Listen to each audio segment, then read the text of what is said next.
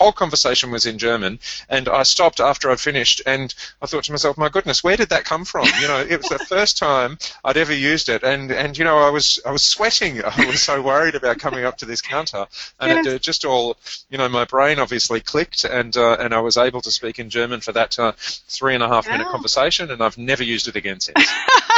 That's brilliant. Power to Live More with Joe Dodds. Welcome to the Power to Live More podcast, all about productivity, organisation, well-being, energy and resilience.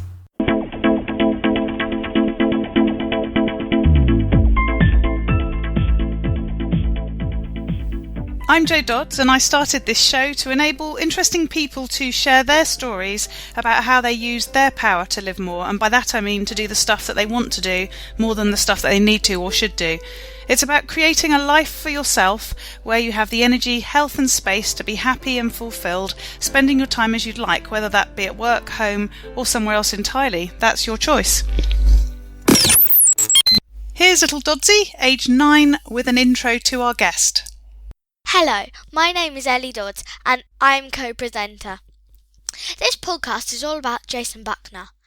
Joe first met Jason at an entrepreneur's bootcamp in 2010 when she was touring with him for one of his now customers. Though he was working as an employed event and business manager for him on that event, they got on really well, geeked out on their respective organisation and productivity strategies, and maybe with the odd glass of wine being involved, and they became firm friends, and they've continued to work together on and off, and they regularly chat on Skype at the beginning and end of their days, given he is in Australia and Joe's in the UK.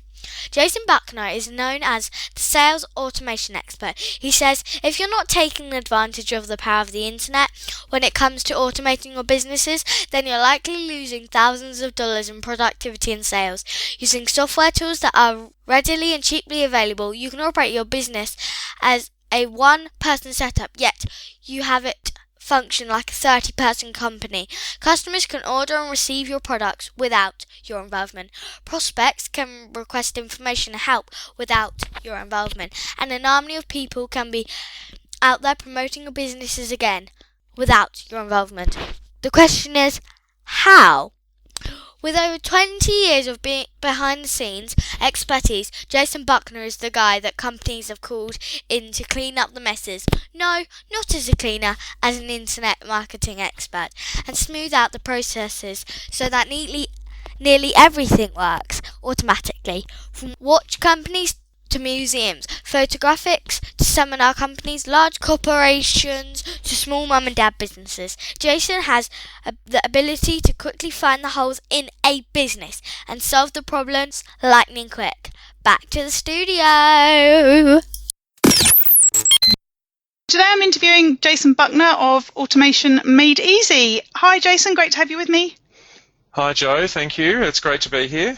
And this is Jason Buckner from Australia. This is my first international interview. So it's some ridiculous time of night for you now, isn't it? It's about 9:15 at night, actually, yeah. Ah, not too bad. It's probably some silly time in the morning for you there, is it? No, it's early afternoon. It's just after lunch. I did an interview in Australia a few months ago, though, where I had to get up and do it at 6:30 in the morning, and you can actually tell, I should have got up and done some singing exercises or something, but you can tell that I'd literally just woken up. So hopefully I'm sounding awake. Some exercise or something, yeah. Hopefully I don't nod off by the end of it. So start by telling us a bit about you, what you do, and where you do it. So, Joe, I run my own business doing a couple of things, and I run it all from home. So I've sitting in my office at home at the moment with my dogs running around in the background, and I do a couple of things. The first one is I help people, or I teach people how to automate their online business and marketing. So that could be automating the processes of going through a sales process on their website, going through an opt-in and a sales process, and how to automate that whole process. And I also run a done-for-you service where I do that for people as well. I manage that for people. plus, so that's my first income stream. My second income stream is event management and marketing management for customers as well. So I do all of this for different size companies. I guess I do it for internet business experts and entrepreneurs, as well as people just starting out online and starting out with their businesses online. Excellent. And you work from home, and what does a typical day look like for you? And I know there's never a typical day, but paint a bit of a picture for us. It all depends, really. But I generally like to wake up without my alarm clock going off. So I get up at some stage, probably anywhere between 7 a.m. and 9 a.m. in the morning, and wake up when my body says wake up, and then I get up and I grab my breakfast. And I always like to think about, having a little relaxation time, but before I start going to the office, which is about 30 seconds away from my kitchen. But generally, I don't follow that advice, and I come over here over to my desk with my cup of tea and my Wheat Bix and my banana, and I start eating while I check my emails. I like the honesty there. This is what I think I ought to be doing, but this is actually the reality. Yeah, really, I should be taking a break and looking at my emails at 11 o'clock in the morning or something like that, getting some project work done, but I generally don't follow that advice. And then do you just get stuck straight in, or do you then throw in some other routines once you've done the first email bit? I tend to break it up a little bit, so I'll check through all of my emails first, and I flag them. I flag them with different colours according to what has to happen, urgently, and what has to happen a little bit later. And so I go through. I never answer the emails on the first run through. I always go through them all first, check them all, and then come back to them according to their urgency, as I was saying. And then so that'll be for the first hour or hour and a half, and then I respond to the urgent ones. Then I go off and have some project time. I work on, whether it be projects for whatever different customers that I'm working for at that point in time, and so I go through that until midday, and then I have another little email session after lunch, and then I go back and have another project a few hours in the afternoon. And sometimes that project time runs into the evening or beyond, but generally I like to work from about 8 o'clock in the morning till about 6 o'clock at night, or sometimes less than that, and I try not to work on Fridays at all. Wow, that sounds really good and organised. I hear so many people talking about only checking emails at certain times, but then that not happening. I don't profess to do that. I actually do check them much more often, and I shouldn't. You know what?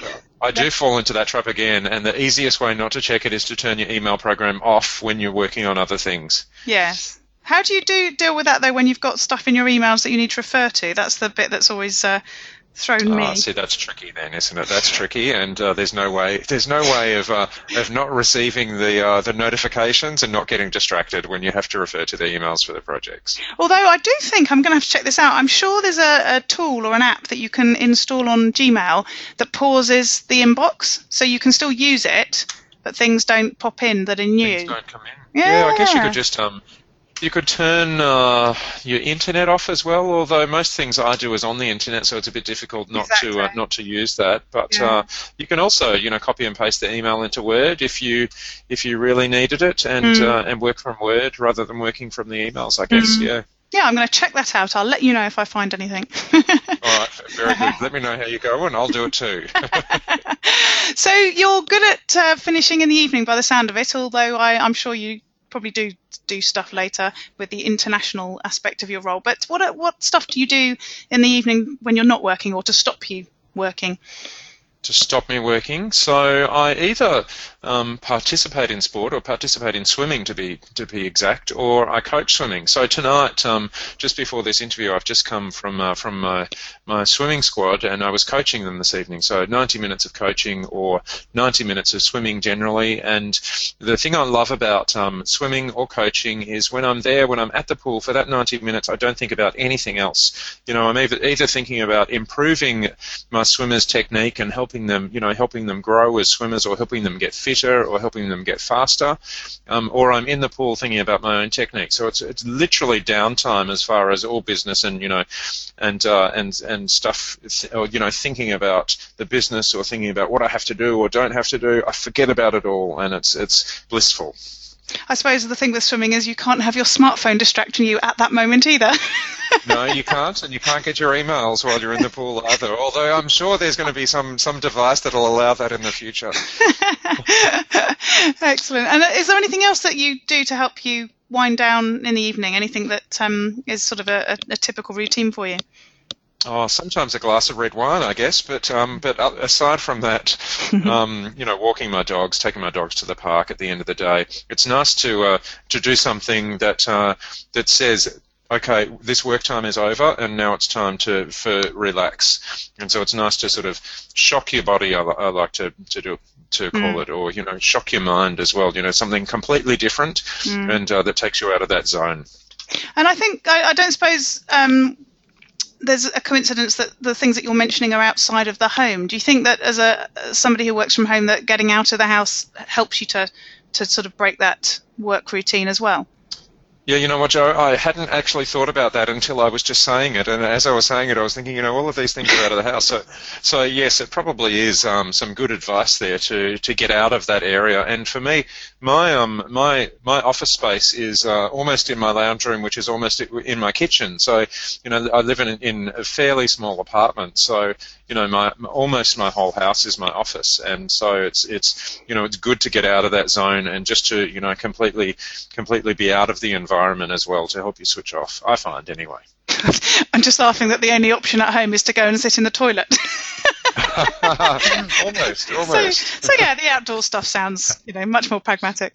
So when you're actually working then through the day, how do you manage your tasks? You talked already about flagging your email list, which I think sounds like a really interesting way of managing your emails. And I also liked that you don't deal with them straight away, because a lot of people follow the time management advice of only touching things once, whether that be paperwork or emails. But I work very much like you. I sort of triage my emails before I then work on them, which it works for me and clearly works for you. How else do you make sure that you get stuff done? Do you have a to-do list other than the emails, or do you just use the email list for that? Can I come back to that just for a minute? Just one other thing on the emails, and the reason why I tend not to reply to them in the first place as well is sometimes I get emotional about the content of them, and so when I first read things, sometimes I get emotional or wound up, or that's not right, or and I don't like to respond to them when I'm in that state of mind. When I first read something, which is why I always like to go back to them and read them a second time before I reply, because whatever my first impression was isn't necessarily the impression of the email. And that's why I choose to do it that way as well, or one of the main reasons why I choose to do it that way, not just for time management, but also for emotional content management, I guess. Yeah, no, that's really interesting. I tend to reply and not send things if I'm particularly emotional about something. I'll reply, save it, and then go back and delete it, and then try again when I've calmed down a bit. Yeah. That could be dangerous if I click the wrong button, I guess. Similar technique for the same thing. Yeah. Yes. Yeah. No, that's really interesting. How do I manage my time? I guess I love Excel. Microsoft Excel is always open on my computer, and I use that all the time. But I also have a notepad on my desk where every morning I'll set a new to-do list, and it will encompass some of the things from the day before that I'll transfer across to the new day, as well as some of the things that I've discovered in the emails, and put it into a step-by-step process. Generally, that's what I'll usually do. And what sort of ways are you using Excel? So I use Excel for everything I possibly can. As I said to you, I manage events. So I'll do what I call a work breakdown structure for the events, a little bit of my project management background there coming through. And basically every step of the event will have a different page or a different component that's listed in Excel with sometimes with a timeline, other times with a status or something like that. So every component is in there in just another way of doing a list format, really. I also use Excel. I manage, for one of my customers, I manage a training centre here in Australia, and I use Excel for managing the dates and for seeing everything at a glance as to what it is that I have to be organising for that particular client. I use it for doing reports, profit and loss reports, and expense reports and all of that sort of thing, calculating what our profit is expected to be. From one end of the scale to the other, I use Excel for all of it. No, impressive. I try and avoid Excel, I think. No, I do use it, but I wouldn't have thought about using it for lists of things, project management. I use different tools for that, but interesting that works for you. That's probably why I work in automation and you work in what you do, I guess. I'm organised too, just not with an Excel spreadsheet. Yes, you are. Yes, you are. One of the most organised people I know, actually. So what about other tools and apps that you use and you'd recommend? So Excel is the first one I recommend, which is just fantastic. I love it.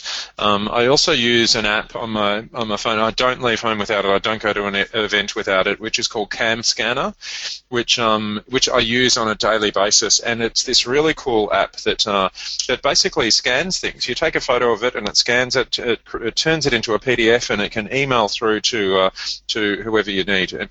You can actually have them as PDFs or JPEGs, or there's another format in there that I've never used, but it's just fantastic.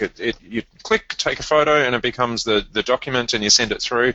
At the other end, it comes through as an A4 document, so it's just like sending through a normal scan. You can also use it to fax. You add some credit in there, and then fax it on to whoever you like. It's just fantastic. I love it.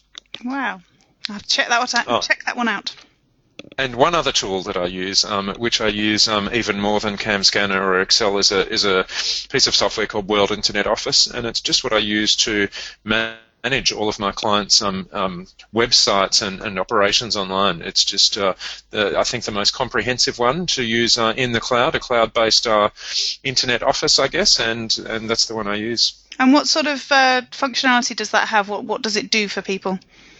So what it does is, from a base level, it's an autoresponder, which is like I'm not sure if everyone knows what an autoresponder is. So it's basically a way of capturing people's data through an opt-in form on your site, and then automating the emails and marketing that goes out afterwards. So that's its basic function, and then it also has a shopping cart, so you can run an integration with your merchant account onto your website and have a shopping cart so that people can purchase from you, and then have automatic emails or autoresponders that go out afterwards. It also has management tools like split testing and upsell process in there, so that you can automate that part of the process as well. You can automatically test a couple of different pages. One might be a video sales page, another one might be a worded sales page, a long form sales page we call them, and test out which one works the best, or test out different prices, and it all gets managed within the software. It's quite comprehensive, and I love it. So, change the subject completely, because I think after that we need to. What do you do to relax? Heavy, wasn't it? That was such a clumsy link, but it did sound a bit complicated. So when you're not using Excel and you're not using these complicated ways of making things easy behind the scenes, what do you do? Well, I swim. As I said before, I swim, and it's great for relaxation for me, because it makes it, I just completely switch off from all of that organising sort of thing that I do. I also like to ski. I go skiing in Australia, which is not very good skiing anymore, but it was once fantastic, and I try and ski around the world as often as I can, and travel. I love to travel and experience new places and see different cultures, and I'm lucky enough to do that as part of my job as well. I travel a little bit more frequently now than I have for the last couple of years around the world, but it's great to get out there and see different things. And what about keeping healthy? So thinking about things like, diet and nutrition. You've talked a bit about exercise already. Sleep, I guess, with that jet-setting lifestyle, there's a bit of jet lag in there. How do you cope with all those things? Well, it's a little bit difficult, and once again, I'm going to go back to the exercise thing. I think when you're as active and through as many different time zones as I are sometimes, the most important thing is to do exercise. You keep your body healthy, and keeps your mind healthy as well. If I'm traveling, if I'm going to the UK, for example, which I did last week, I try not to drink a lot of alcohol leading into it or leading out of it, so that my body is well hydrated and I'm getting enough nutrients and that sort of thing. I like to eat fresh food wherever I can, although I am partial to some chips. I must say I love chips, but as long as they're fresh, they're still vegetables. They are still vegetables. That's right. Just because they're deep fried, it doesn't matter. But yeah, I like to eat meat and 3 veg, or meat and salad, and just keep it fairly well balanced. Mm-hmm. Mm-hmm. And what about anything around sort of the sleep side of things? As you say, you try not to do too much with the alcohol. Is there anything else to help you to, relax or to get you more energized?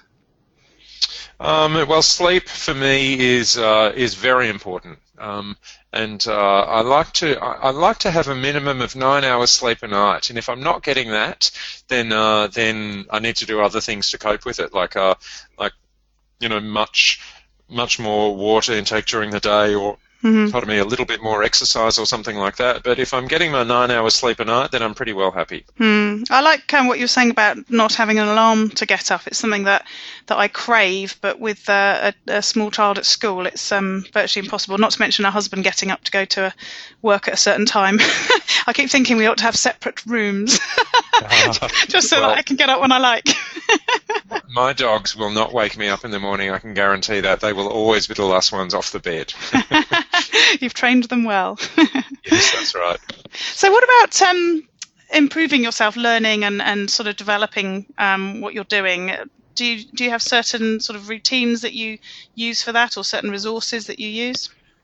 Well, Joe, when I was working as an employee, which was almost a year ago, so I started my business almost a year ago, and before that time, I've always traditionally, every year, I'm always doing a course or always doing something to improve myself, because I just like to make things better in the job that I'm doing, or make it easier for myself, or learn new things. So that whole approach I've taken into my business now as well. But I've got less time at the moment. My first year in the business, I'm working quite hard, so I've got less time to put into going to places to learn. So I'm doing a little bit more learning online. For example, at the moment, I'm doing some learning from a lady called Kerry Fitzgibbon, who's teaching me how to remarket on Facebook, which is just amazing what you can do. It's very exciting, and I've got an online video series and learning from her, and I think it's fantastic.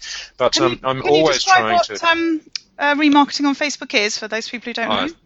Certainly can. So you do some advertising on Facebook that might, for example, advertise your website where you're trying to sell a product. This is just a general example. And then you can put some cookies or trackers, if you like, onto your website to see whether people click on that page. And then you can see whether they click to the page afterwards, which would mean that they've purchased or haven't purchased. And if they haven't purchased, then you can advertise to them again. We noticed you clicked on our page, and we noticed you're interested. And remarket to them or advertise to them again in a different form to try and grab their interest again. Mm-hmm. And then you can do it as well, say, for an event. If someone signs up for an event, you can track the pages that they go to, so you know that they've purchased. And then you can send them another ad that might be a video encouraging them to turn up to the event. Things like that. And you can automate the whole process within Facebook and putting a few tracking pixels onto your website. It's really cool. Mm-hmm. Mm-hmm. And fits very nicely with your automation. It does fit in quite well with my automation, yes. And also, with my business, I'm trying to advertise it in other ways than teaching people from live events, and trying to advertise it more on the web. So it's something that I'm implementing for myself as well, which is pretty cool. Mm-hmm. And what about other stuff that you're learning? Do you do anything outside of business? Well, not this year. I'd like to do things outside of business, and I guess I'm always learning in the pool. I'm always learning, coaching new swimmers and learning how to interact better with people through that part of the process. But I have a big event in France in 2018, a swimming event in 2018 in France, in Paris, and I would like to learn French before I come across for it. I've been to Paris a few times, and I absolutely love it. But this time I want to know the language instead of fumbling through. Well, I have a recommendation for you. I interviewed somebody. I don't know whether they'll be before or after you in my podcast, so it may or may not have already been mentioned. It's an app called Duolingo, Duolingo, Duolingo, and Paula Gardner recommended it to me, and I downloaded it 5 days ago, and I'm addicted. And All right, it I'll just give it a go. takes you through some games and stuff, and it reminds you to do a bit every day, and it's really, really good. So yeah, give it a go. There you go. You've got plenty of time. Yeah, I'll give it a go. I guess the thing I struggle with sometimes as well is I have tried to learn French before, and I struggled then with having someone to talk in French with to further hone my skills. Yes. But I'm sure I can get onto Skype and talk with some people as well. Yes, yeah. There was a book I read recently, which I can't remember off the top of my head, which was, and I'll put it in the show notes, and it was about learning languages in 3 months, I think it was, and one of the big keys to it was about exactly that, getting online and speaking to people, and that just makes such a big difference. Well, if we both do Duolingo, we can speak to each other in French next time we do a podcast. I guess we can. Well, it's funny. Can I tell a story about learning a language? Is that okay? Have we got time? Yeah. So in high school, for 5 years, I learnt German in high school, and it was exactly that. When we went into class after the first year, we went into class and we spoke in German. If we didn't understand, we'd get the dictionary out, or get a phrase book out, or try and work out what we were saying to each other in German, and by the end of it, I was quite fluent in German. I could listen and I could reply, and writing it was a little bit more difficult, but speaking it was quite easy. Mm-hmm. And I didn't use my skills except for the odd swear word, I guess, to my friends, or having a joke around with my friends until about how many years later? Let's say probably about 15 years later, 15 years after I finished school, and that might give you an indication to how old I am, folks. But 15 years later, which was a few years ago, and I went on this trip from London to Hopfgarten in Austria, and it was a Kentucky tour. I'm sure everyone's heard of Kentucky tours, and it was on a bus, and we got on a bus. We caught the ferry across into France, and then we drove down.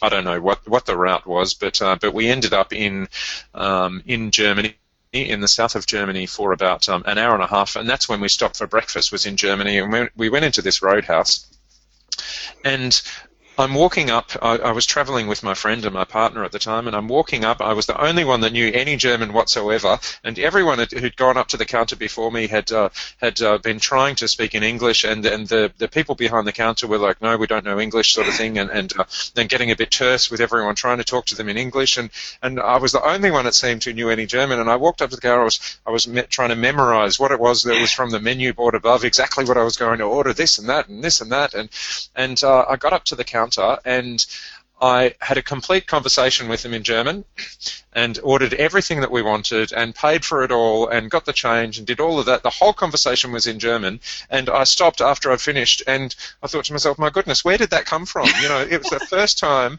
I'd ever used it, and I was sweating. I was so worried about coming up to this counter, and it just all, my brain obviously clicked, and I was able to speak in German for that 3.5 minute conversation, and I've never used it again since. That's brilliant. I think the language teaching in Australia must be better than here, because I'm not sure. I did it probably for 3 years, and I have the same thought. I have no idea what any of the words are, and I'm not sure I would have been able to do even 20 seconds. So that's a really impressive story. I'm not sure where it came from, but it worked for those 3 minutes. Yeah. Although I did manage to order in Spain, when I don't speak Spanish at all, in a restaurant where they said, we said, "Do you speak English?" And they said, and sort of, hand in the air. You can't see me doing that. Hand in the air, let me go and get someone else for you, was the sort of indicator. So he went off, and we were imagining he was going to be sending back the person in the little restaurant in the middle of nowhere that did actually speak English. But no, he sent back the person who also didn't speak English, but was clearly the most patient with the blinking English. So we still had to try and work it out in Spanish, but he was slightly more helpful than the first person. And I did manage to not only order the meal, but reorder something we liked after we'd eaten it and didn't know, we couldn't point. We had to try and sort of say what it was. And I remember turning to my family and saying, he says, "Let's go with this order and see how we get on, and we can always add some more later." And they were like looking at me like, "Really?" And I was going, "I'm sure that's what he said. I don't know how I know that, but..." So maybe we have these moments. I found the book that I was talking about. It's called Fluent in 3 Months, and it's by a guy called Benny Lewis. Tips and techniques to help you learn any language. I found that really helpful. But goodness, in 3 months. Yes, exactly. Well, he was somewhere for I think 15 days. And he had a whole process of how he did it, and then he went off to Paris, bumped into somebody in a cafe, and they imagined he'd been living in France for a year because his French was so good. So wow, that's good. That's a good result. Yeah, so I just downloaded it onto my Kindle again, ready for my trip to France to see if I can learn it in 2 weeks. Hone your skills. So there's a book recommendation from me. Do you have any books, films, music that you recommend for either learning or inspiration? Or just for learning, I guess inspiration. Actually, one book that I've read recently that has given me a bit of a mindset change as to how I do business and what my goals are in my business and in my life as well is I think it's called Rich Dad Poor Dad. Have you read that, Jo? I have, yes, many years ago. Yep. Love it. It was recommended to me, and I read it about 12 months ago now, and it just changed my approach to things, and it was perfect timing as I was starting my own business, just to do things a little bit differently and to think about investment a little bit differently as well, which I think is golden. I think it's a great book. He also has a game called Cashflow, which a friend of ours lent us, which is you play the game and it helps to teach you some of those principles, which seems amazing when you think about a game. But we bought the kids version, so little Doddsy and her friends regularly play the children's version of the game, which I just think is invaluable learning for them as they're still so young. Definitely, I think it's some really great skills in there that your children could learn. I don't have any time to play games myself, but I get a little bit more out of reading. Well, when I can do it anyway. Yes, yeah. So and music. Yes. Can I give you a tip about music? Definitely. You may or may not have heard of this artist over there. I think she comes from Europe somewhere, however. But her name is Caro Emerald, and she sings some jazz and stuff. And it's just nice music to get me in the mood. It gets me in the mood for working. It gets me in the mood for relaxing, and it's just everything music to me. Lovely. I'll go and check her out. Not heard of her at all. So that's a good recommendation. Thank you. So what about on days when things don't go right? We've talked about routines and automation and email and Excel and all that lovely stuff. But what about when things don't go right? I guess that's where the emotional bit comes in, is it? You know what happens? It happens to everyone, doesn't it? And what do I do if things don't go right? Well, sometimes I start pulling my hair out, and I find myself getting stressed and more stressed. And then what I generally do if something's going wrong is I walk away from it for half an hour. I go outside and take the dogs for a walk, and I have to force myself to do this. I have to remind myself to do this every time something happens, so that I can just refresh my mind and then come back to it with different eyes. But if something goes wrong, generally I'll see if I can fix it myself, and if I can't fix it myself, I'll go out and see what the experts are doing. I'll go and ask, my mentor, or I'll go and ask someone that has more experience in it than me, so they can help me fix it. Generally, I'll give it a go myself, and if I can't fix it, I'll ask someone that knows, or find someone that knows how to. Yeah. Yeah, good advice. Definitely that whole walking away piece and just doing something different can help sometimes. Just in some ways, you something happens, you're stuck, and then actually just going away and coming back, and all of a sudden you've got the answer again, haven't you?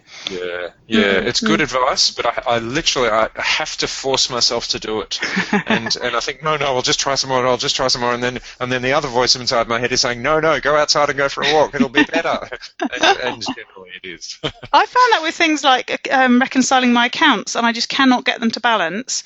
And literally, I'll leave it, come back, and then it balances straight away. And you think, well, why did I spend 2 hours struggling with it when actually? Exactly right. Exactly right. Yeah, that's a very good example. I find the same thing. You'll go over it for an hour or 2 hours or 3 hours, and then you'll walk away and come back and have a look, and it's like, oh, that's the problem right there. Yes, we should learn from this. We should listen to our own podcasts and learn from them. I think we should. That's right. Lovely. So on a day when you end the day knowing you've had the chance to live more, and that's where I talk about doing what you really want to do rather than the stuff that you need to do or the stuff that you feel that you should do. What have you done? What does that day look like?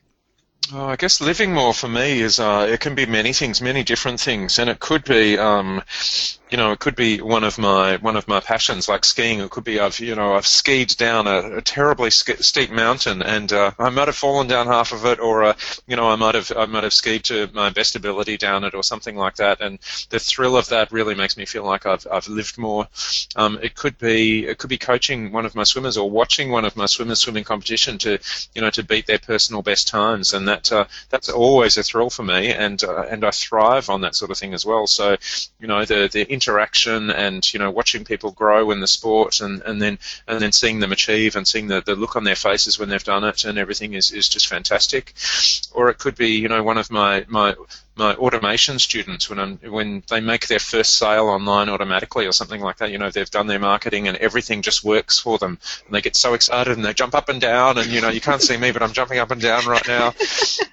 So that is quite a thrill for me as well. Or even my mother had never been overseas until a few years ago, and I said to her, it was 2010, and it was about 6 months before I was going to take her overseas. And I said, "Mum, you need to get a passport, because I'm going to take you overseas." And she was like, "What, really?" And I said, yes, get a passport. And she said, "Where are we going?" And I said, "I'm not telling. You can pack some winter clothes, and you can pack some summer clothes, and you'll find out when we get there." And in the end, I gave in a little bit and gave her a guidebook for a couple of the locations. So the first location was Hong Kong, and then the second location was London, and the third location was Paris. And she was beside herself. She was so amazed, and she thought this was it was the most amazing trip she was ever going to go on in her life, and it probably was as well, and will be. But the day that we were going to the airport, all of our family was there to see her off, and then I handed her a guidebook for New York and one for Los Angeles as well, and then she was in tears, because she thought this was going to be the trip already, the wonderful destinations we were going to already, and just to see the look on her face in every one of those destinations, and see the vigor and drive and determination she had to go to everything she wanted to see, or everything that we wanted to see, or to eat whatever cheese is in Paris, or drink whatever champagne, and just have a good time, and just see that look on her face is golden. So to experience those sorts of experiences is living for me. It's great.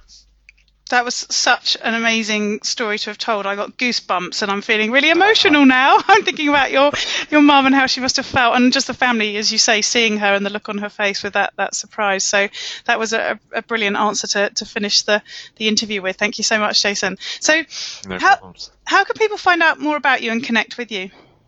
So if they go to my website, you can go to automationmadeeasy.com.au/Joe, and I'll have an opt-in there so people can get a free report from me about automation, and then an email will come out, and they can just reply to that email if they have any questions or need any further advice from me.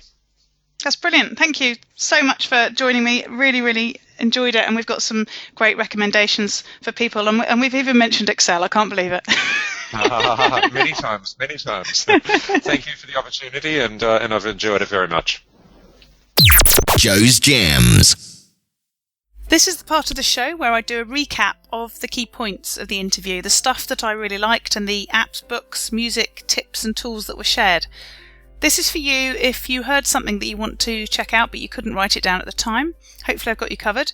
And this is the bit for the really time pressed. You can just listen here and get the gems from the interview, but of course I wouldn't suggest you do that and miss out on the great conversation that I had with Jason. Of course, all this information is available on the show notes on the website, powertolivemore.com/3. So we talked about an app, Duolingo, which you can use to learn a language through regular exercises and repetition. As far as tools, we talked about inbox pause, or rather we talked about whether something like that existed to enable you to stop emails coming into your inbox in Gmail whilst continuing to work in the inbox or in the email. And I since have gone away and found the tool, which is called inbox pause, and it means that you don't get your emails, but you can still use your email at the time. Jason used and recommends Excel for project management, not just for the usual spreadsheet type of work, and I've since found a tool called Smartsheet, which is a collaborative tool for businesses which is based on spreadsheets. We talked about CamScanner for scanning documents on the go on your phone or tablet, so you can email them, and you can also use it to fax, although I don't think people really use fax very much now. And we talked about World Internet Office, a cloud-based internet office that you can use to grow an email list as a shopping cart to process sales and to manage your customer details. Other resources. Jason is following a course by Kerry Fitzgibbon to learn how to remarket on Facebook, which means that you use Facebook advertising to re-advertise to people once they've shown an interest in what you have to offer in some way. So you might have actually had them respond to some advertising or marketing you'd already done on Facebook, or they might have even visited your website, and there's some code that you can put onto your site to enable Facebook to recognise that that person has visited your website before they see or potentially see your ad, and then show them that ad so that you remarket to them. We talked about cash flow, a game put together by Robert Kiyosaki to teach you about assets and liabilities and how to become financially free. And I particularly recommend Cash Flow for Kids, which is the children's version. The main cash flow is quite complicated to play if you're children on your own, but the Cash Flow for Kids they can happily play without any help from adults. And little Dudzy really does enjoy playing that, and it's teaching her some good stuff at the same time. I recommended Fluent in 3 Months by Benny Lewis, and that gives you tips to learn any language in 3 months. The clue's in the title.